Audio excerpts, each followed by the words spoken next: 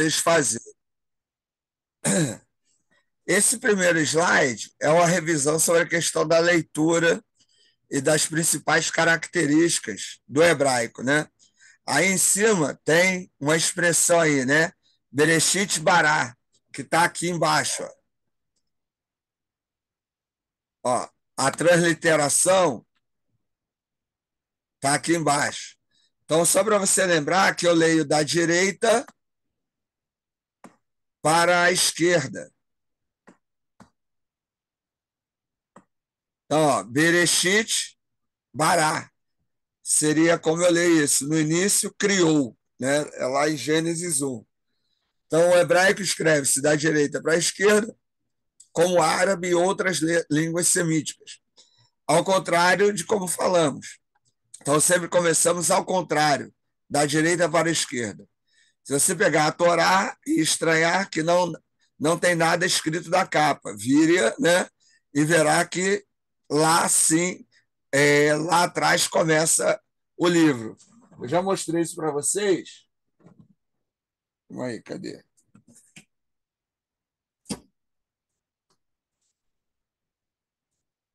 Agora eu perdi aqui o texto hebraico, que aí o texto hebraico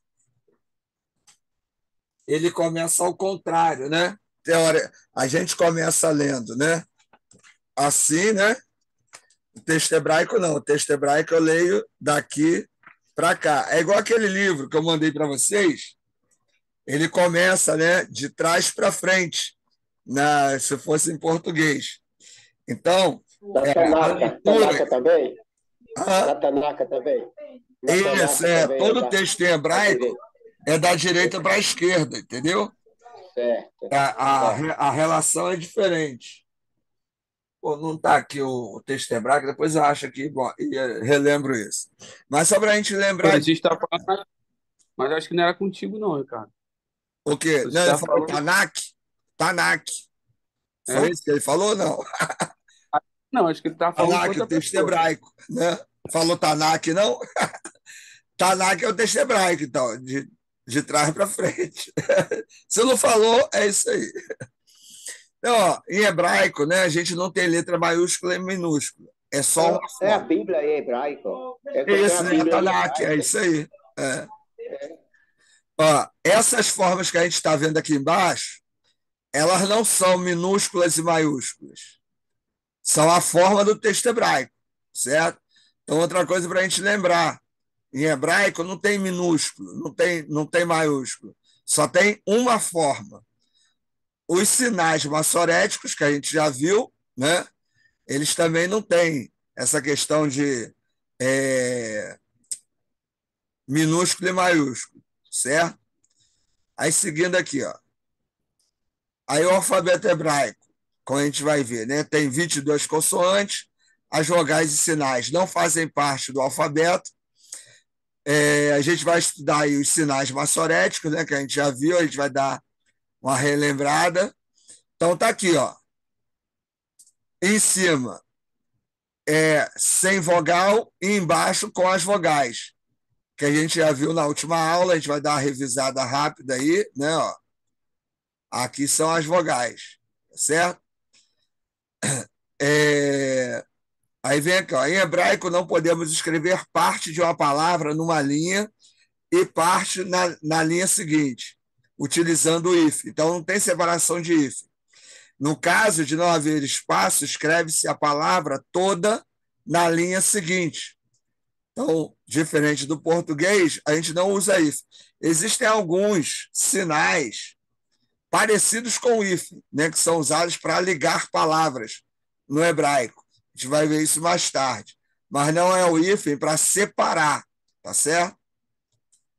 Aqui questão de pronúncia aí, né? Alguns exemplos. O Aleph não tem correspondente em nossa língua, ele é representado pelo sinal de aspiração branda do grego.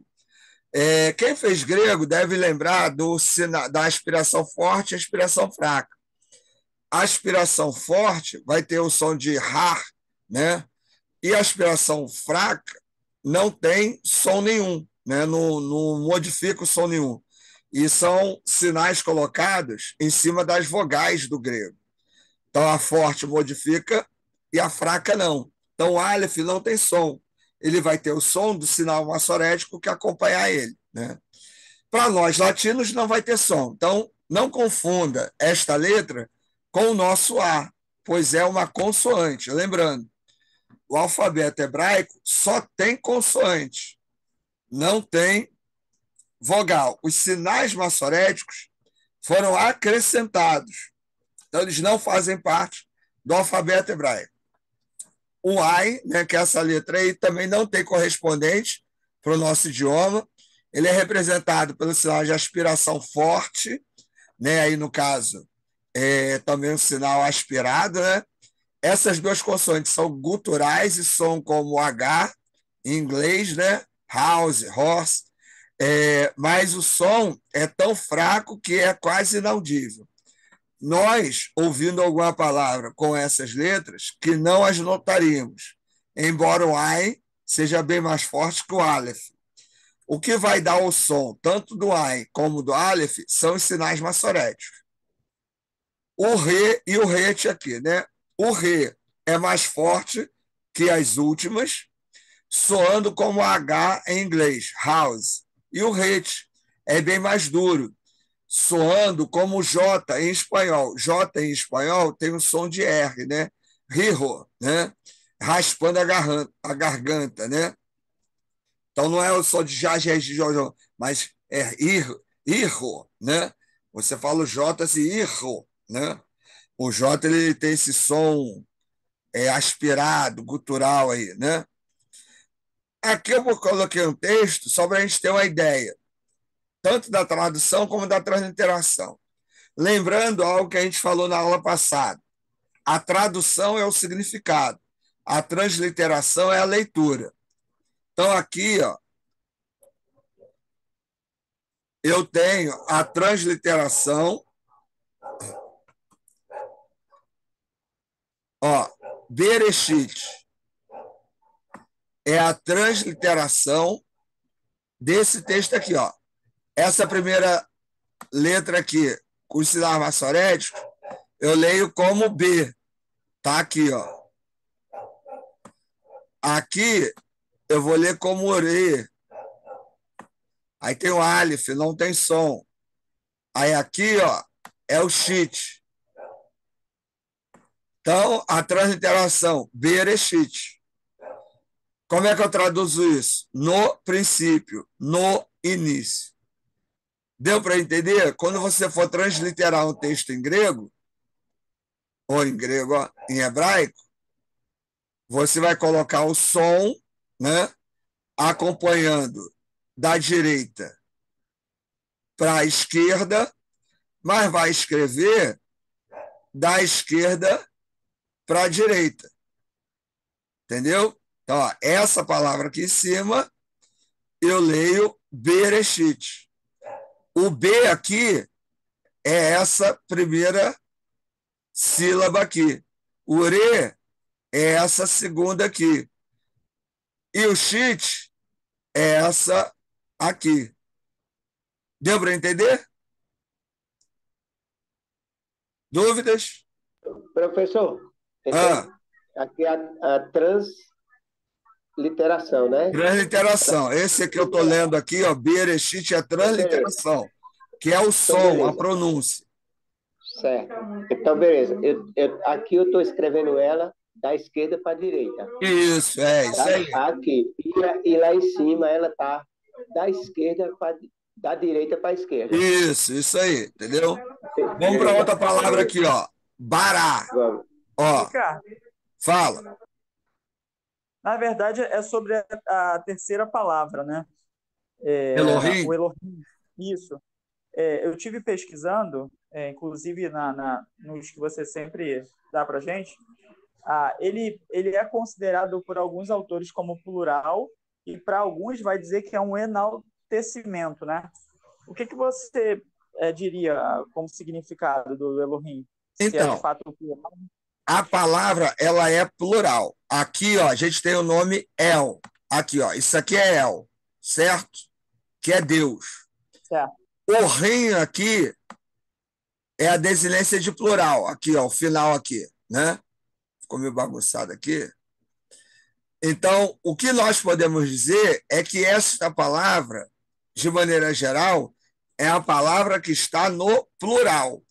Mas quando ela designa o Deus judeu, ela não designa vários deuses, mas um Deus em sua plenitude.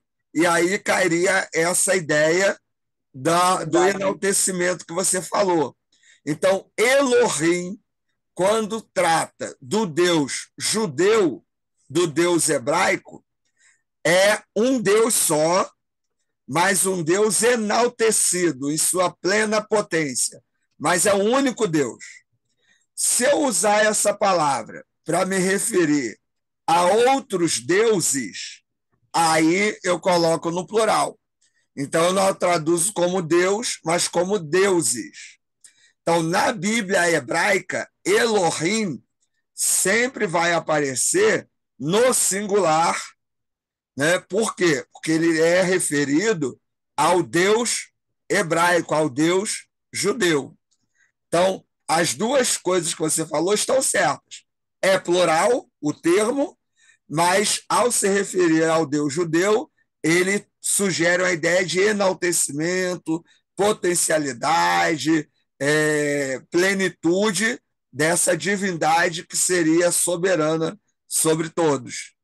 Entendeu? Então, lógico que não cabe para a gente, no Antigo Testamento e nem no Novo, né, fazer menção à Trindade, mas como uma vez eu estava até falando sobre isso, né, por mais que a palavra ali, Elohim, ela traga uma ideia de plural, eu fiquei mais perto ali do enaltecimento. É isso aí. A gente pode até forçar um pouquinho e entender como Trindade, a Trindade em sua criação, né? Mas para forçar, assim, é forçado, mas por que não dá, ô Emanuel, dizer que essa palavra significaria a Trindade? Porque o judeu não acredita na Trindade. A Trindade é um conceito cristão. Quando a pessoa diz assim, mas foi Deus que escreveu, quando Deus escreveu, já sabia disso, isso é a leitura cristã. Porque eu tenho outros termos para se referir ao Deus hebraico, ao Deus judeu, que não se refere à Trindade, né? Tem Yahvé, tem Adonai, e todos eles estão no singular. Todos eles contemplam um Deus único. O Deus judeu é um Deus único. O Deus cristão, que é um Deus plural, que é um Deus trino. Até porque, em grego, eu, quando falo Deus, eu falo Theos. O Theos, em grego, pode ser Deus ou deusa. Mas quando eu me refiro à divindade cristã, só é Deus. Mas se eu pegar o termo Theos, pode ser Deus ou deusa. E aí, tem gente que defende o lado feminino de Deus, vai querer usar o termo grego para dizer que Deus é masculino ou feminino, que Deus engloba, né, os dois gêneros. E aí o pessoal da teologia de gênero vai querer dizer, né, que se Deus é homem, Deus é mulher, então pode envolver também o homossexual, né, porque Deus tem os dois gêneros e tal. Não dá para falar isso, porque assim como Elohim, em hebraico, designa um Deus integral, único, o Theos, em grego, no Novo Testamento, designa um Deus masculino, não necessariamente único, mas Theos, em grego, se refere a um Deus masculino. Então, não dá para usar a ideia de Deus e deusa, entendeu? Por isso que, quando a gente vai trabalhar o significado dos termos, tanto em hebraico como em grego, a gente pega o dicionário léxico do grego do Novo Testamento, ou o dicionário léxico do hebraico do Antigo Testamento, que aí a gente vai analisar a palavra dentro do contexto que ela está sendo usada. Se eu for usar fora do contexto bíblico, os significados podem ser diversos. E aí é a questão da semântica, né? Cada um dá o sentido que acha melhor.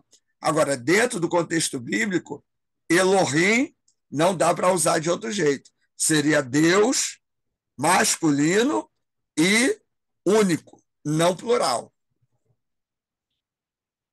Show, valeu, Ricardo. Beleza?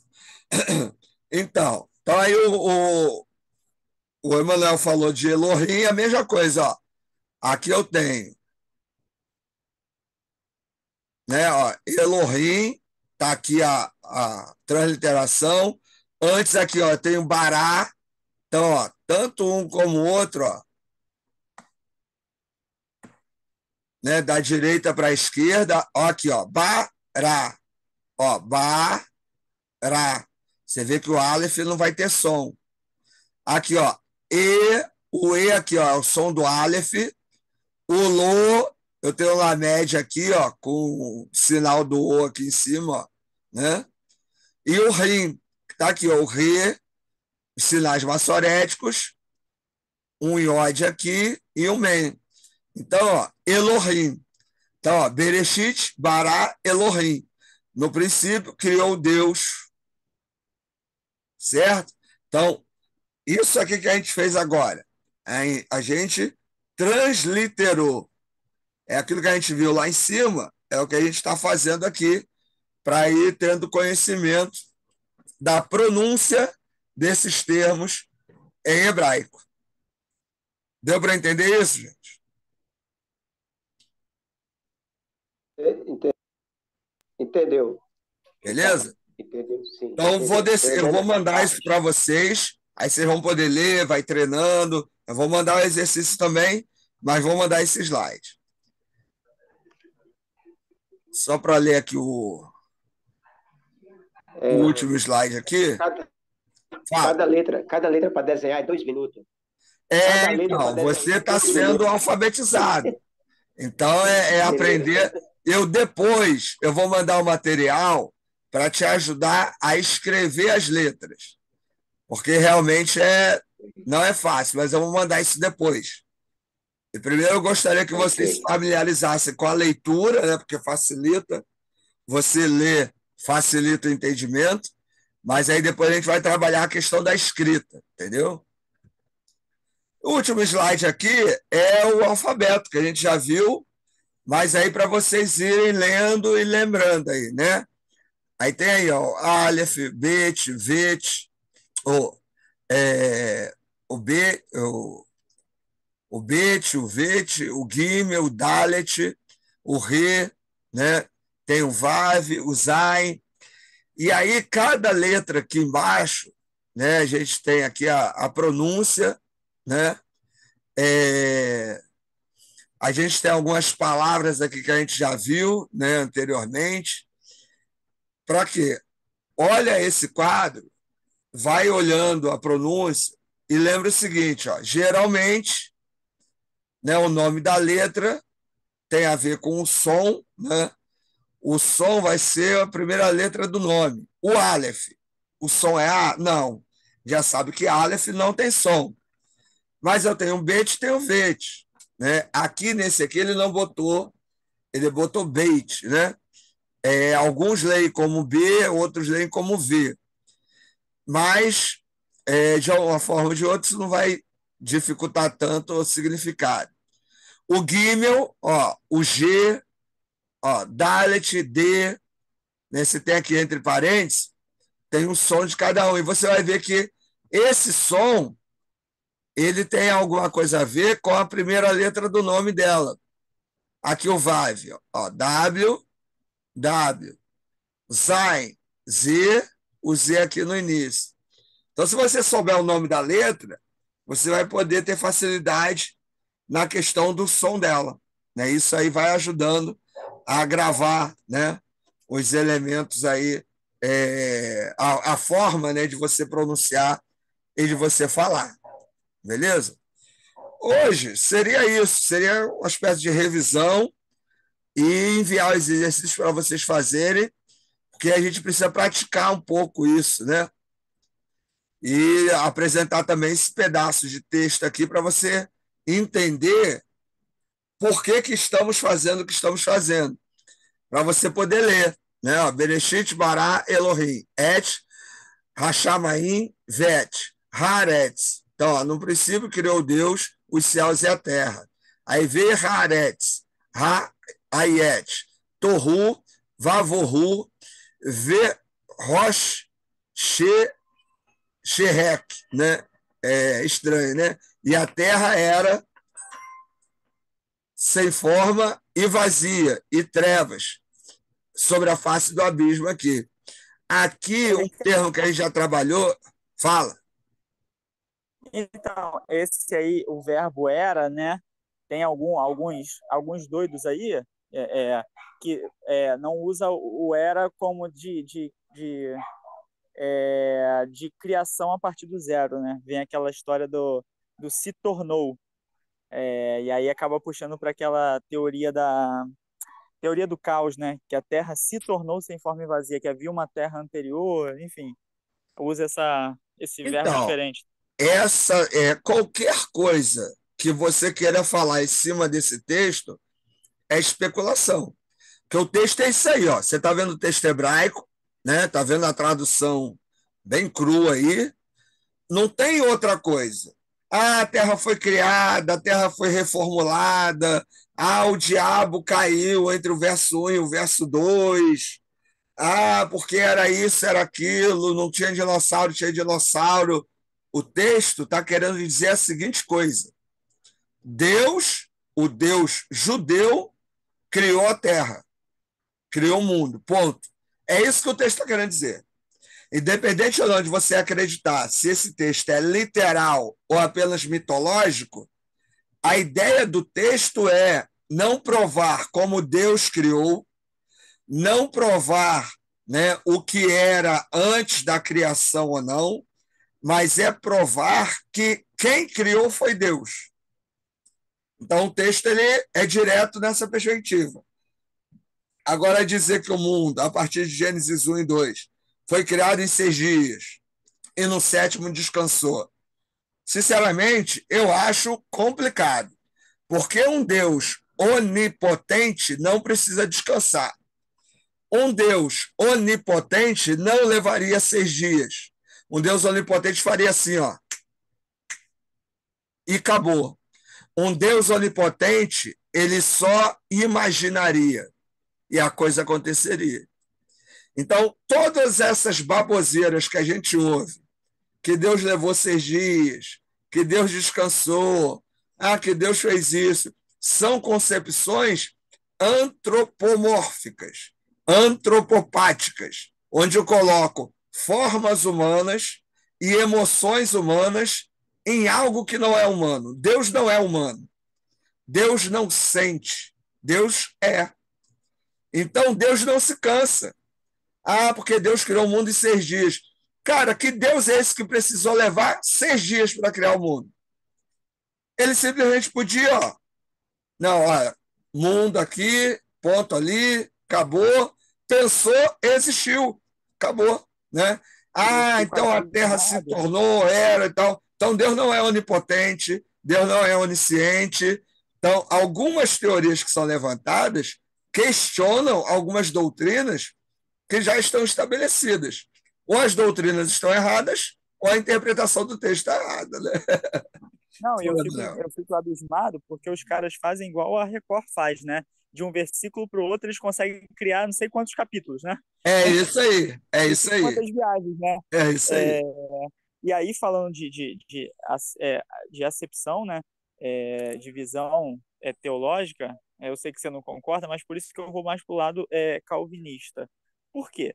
Não tem nada Por exemplo, contra, não. então, por exemplo, quando se fala de Deus já saber o que vai acontecer, ou a presciência de Deus, a presciência de Deus mostra um Deus limitado, se eu olhar pela É presciência. isso aí. Ou seja, se ele se antecipa de um fato, então quer dizer que o fato acontece independente dele. Aí eu estava Exatamente. justamente falando sobre um sermão, né, que eu estava construindo, e depois houveram algumas perguntas falando de que, ué, mas Deus não me achou, não viu com que eu iria me arrepender e tudo mais. Eu falei, não, meu irmão, se Deus ele te acha, a história acontece fora dele, independente dele. Ele é criador de tudo. Então, até o seu levantar a mão, se não for o Espírito Santo te convencendo, você sozinho não consegue. É isso Nós aí. não conseguimos chegar até ele de forma autônoma, senão não faria sentido Jesus ter vindo ao mundo. E se nós conseguimos chegar de forma autônoma. Então, algumas coisas aí a gente as pessoas tiram os atributos de Deus para trazer para méritos humanos. Por exemplo, eu que levantei a mão, existe a presciência de Deus, então, ou seja, o ser humano ele sempre vai colocar, né, o que você falou, antropomorfizar e antropopatismo, né? Isso. Atribuir coisas humanas a Deus, brother, não dá. E é complicado, Emanuel. Por exemplo, assim, tenho aprendido, né? Não é fácil, mas tem coisa que eu não prego. Por quê? Porque no púlpito você não vai ter o espaço para falar. Eu vou direto à mensagem, porque é melhor, entendeu? Então, falar de questão de salvação, direto à mensagem. Por quê? Porque as pessoas, elas não sabem no que creem. Isso, assim, é muito interessante. Quando você começa a levantar certos questionamentos, a pessoa não sabe responder. Se Deus é soberano, se Deus é onisciente, eu escolhi ou ele me fez escolher? As pessoas não sabem argumentar isso. E assim, não importa eu não ter resposta para isso. Eu posso não ter resposta. Mas o simples fato de você questionar, as pessoas já ficam, né, com medo, inclusive, de questionar. Então, tem coisas, às vezes, que não vale levar para o púlpito. Vale você montar um estudo, né? Você monta ali na classe de EBD, e aí você discute, desenvolve e tal, porque as pessoas não conseguem nem entender doutrinas que já estão estabelecidas. E aí, como eu falei antes, ou as doutrinas estão erradas, ou o texto está interpretado errado. Porque se Deus é soberano, se Deus é onipotente, se Deus é onipresente, então é ele que faz, é ele que decide, eu sou um mero instrumento. Ah, não, mas é que eu tenho autonomia. Que autonomia? Diante de um Deus soberano? Como é que eu vou ter autonomia? Como é que funciona isso? Não estou dizendo que há uma resposta, mas isso levanta muito questionamento, né? O E como interessante é que responder? a igreja toda gostou muito porque o tema que eu trouxe é graça irresistível, né? Ou Aí, seja, mas Bonhoeffer, eu levei para a ótica de que Deus ele é tão bom que mesmo nós sendo pecadores, estamos prontos a cair no precipício, ele vai lá e nos salva, assim como um pai, mesmo que poderia deixar o filho cair, vai lá e salva o filho. E aí a igreja, nossa, foi muito bacana, a aceitação foi muito boa. Aí um diácono que depois veio me perguntar, né? Aí eu abri questionamentos. Eu falei, então, ó, vamos pensar assim, assim, e tal, e tal, e tal. E é algo que eu já venho construindo até no diácono, porque, inclusive, o que eu estava conversando com ele, que ele sabe que eu gosto da teoria calvinista, é que os batistas, quando eles surgiram, eles eram reformados. Então, sim. hoje, que é ser arminiano para trazer a glória para si mesmo, né? Mas a igreja, nossa, curtiu muito. Eu não entrei, por mais que o tema seja um tema próprio do calvinismo, eu não entrei no calvinismo. Eu quis Ah, entendi. mostrar a potente graça de Deus, que mesmo em uma pessoa querendo se jogar do precipício, ele vai lá, resgata e salva. Aí, Então, poxa, não a sei galera se ficou, pelo amor de Deus, você conquista já minha leu o material vontade. do Bonhoeffer, Dietrich Oi? Bonhoeffer. Sim, sim. Então, ele tem bom material Inclusive, sobre isso. E é um material assim, pastoral, né? Bem sim. embasado teologicamente, mas ele tinha essa linguagem pastoral. Vale a pena ler Bonhoeffer, né, para isso também, né? Eu acho que é legal. Show. E tem uma carta também do Lutero, né? A carta Nascido Escravo para Erasmo de Sim, Roterdã. sim. É. Eu também achei muito legal. Mas o título foi esse: um amor que meio. Nossa, fugiu agora da mente. Mas o amor de Deus que transcende a minha vontade. Ou seja, o amor é tão grande que ele transcende até a minha vontade de errar. Entendi. É boa, então, é isso aí. É a ideia da graça irresistível, né? Eram temas que o Spurgeon falava muito, né, nas pregações. Material dele também é um material pastoral, mas teologicamente ligado ao calvinismo, mas tem muito a ver com isso. Então, é difícil. Quando você começa a trabalhar a questão do texto bíblico, certos temas teológicos, você não vai encontrar resposta no texto. E aí você tem um desenvolvimento teológico, doutrinário, que tenta coadunar o texto com a doutrina. Isso não é um trabalho fácil, né? Não é simples. A gente falou aí da Trindade, né? Por exemplo, o termo ruá aqui, né? Que é espírito.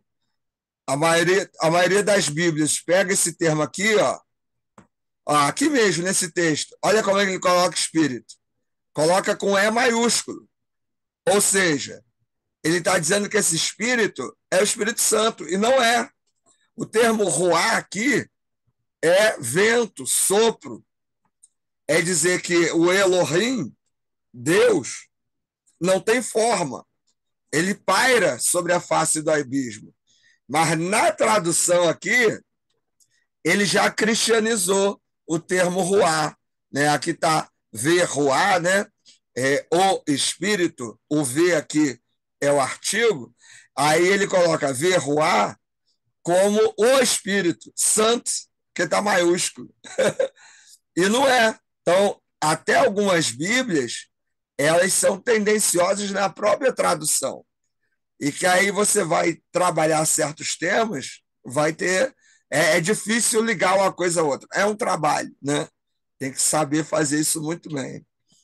Mas legal, é isso aí. Eu acredito que o caminho é esse aí mesmo que você está seguindo aí, mano. Tranquilo, gente? Deu aí para dar uma recordada, né? Interação, beleza?